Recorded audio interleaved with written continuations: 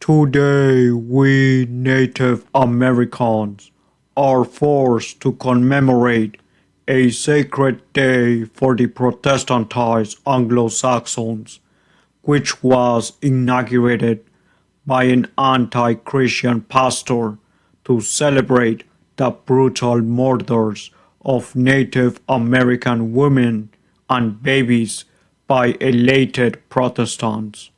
This act of genocide, known as the Mystic River Massacre, would not have taken place without Protestantism, an artifice of a state to function as a tool of it, shrouding political interest with religion.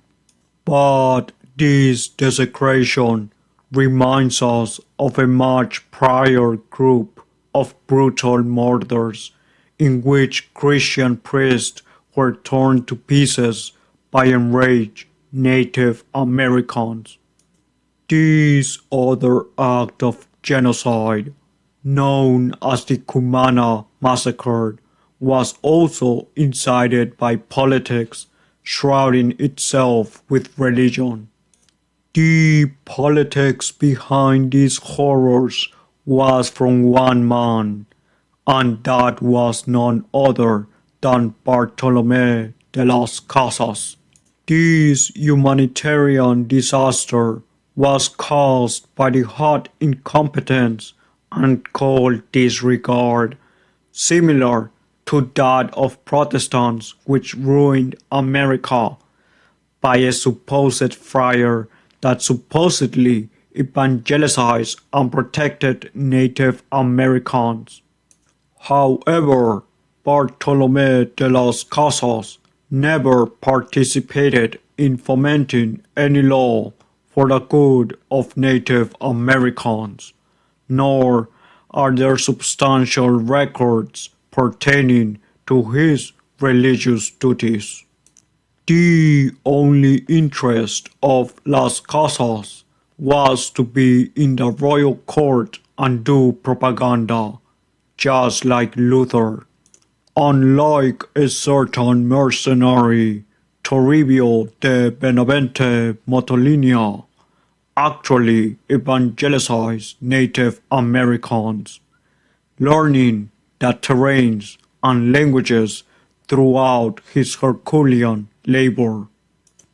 Toribio de Benavente Motolinia is an exemplary reminder that good can only be labored by those compatible with reality, and that activism is only political egoism.